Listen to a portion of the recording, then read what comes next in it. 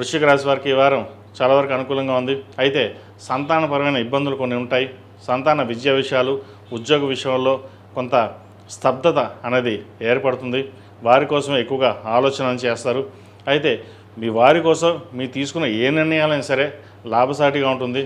ఒక్కటే చెప్పండి, చెప్పింది చెప్పినట్టుగా చేసుకుని వెళ్ళమని చెప్పి. మీరు ఏదైతే చెప్తారో అది వారికి ఉపయోగకరంగా ఉంటుంది. కానీ వారు వినకుండా వారి ధోరణిలో వారు వెళ్ళడం అనేది వారికి నష్టం వచ్చే అవకాశం ఉంటుంది. ఇటు విద్యాపరంగా కావచ్చు, ఉద్యోగపరంగా కావచ్చు.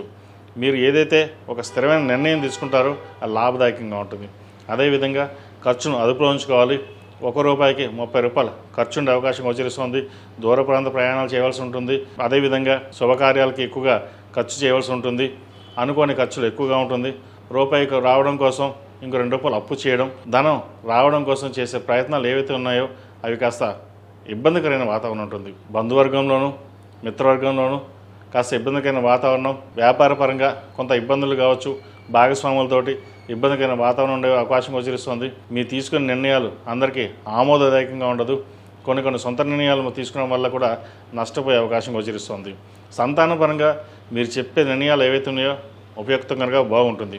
కానీ ఉద్యోగరీత్యా, వ్యాపారరీత్యా మీరు తీసుకునే నిర్ణయాలు ఏవైతే ఉన్నాయో నష్టం కలిగించే విధంగా గ్రహగతులు ఉన్నాయి.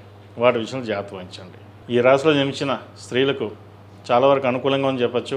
అయితే ఏదైనా ఒక మాట మాట్లాడేటప్పుడు ఆచితూచి వ్యవహరించాలి. మనకు అన్నీ తెలుసని, మనం ఏమి చెప్పినా నడుస్తుందని, మనకు ఎవరు చెప్పాల్సిన అవసరం లేదని ఆలోచన చేస్తారు. మీరు చెప్పిందే మేము చేస్తామంటారు, కానీ తర్వాత మీరు చేయాల్సింది మీరు చేస్తారు. ఇటువంటి లేకుండా స్థిరమైన నిర్ణయం తీసుకుని ముందుకు వెళ్ళాలి.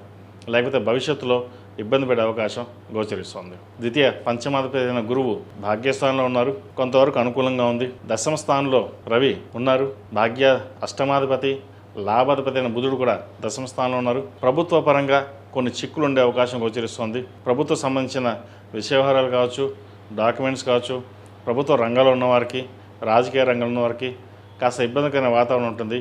వాటి విషయంలో జాగ్రత్త వహించండి. ఈ రాశిలో జన్మించిన వారు ప్రతిరోజు ప్రతినిత్యం ఓం నమో నారాయణ వృత్తులతోటి, లక్ష్మీ తామర వృత్తులతో దీపారాధన చేయడం, అదేవిధంగా మొగలుబో కుంకుమ, ఆరావళి కుంకుమ, కుబేరు కుంకుమతోటి చక్కగా అమ్మవారిని పూజించండి.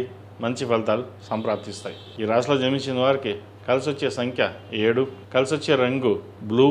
ఏదైనా పని మీద బయటికి వెళ్ళినప్పుడు సోమవారం కానీ శుక్రవారం కానీ వెళ్ళండి. మంచి ఫలితాలు సంప్రాప్తిస్తాయి. ఈ పూజస్టోర్.in పసుపు కుంకుమ నుంచి దేవత విగ్రహాల దాకా అన్ని రకాల పూజలు, వ్రతాలు, గృహప్రవేశం, హోమాది శుభకార్యాలకు కావలసిన పూజా సామాగ్రి అంతా ఒక్కొక్క క్లిక్ తోనే మీ ఇంటి వద్దనే పొందండి. ఈ పూజస్టోర్.in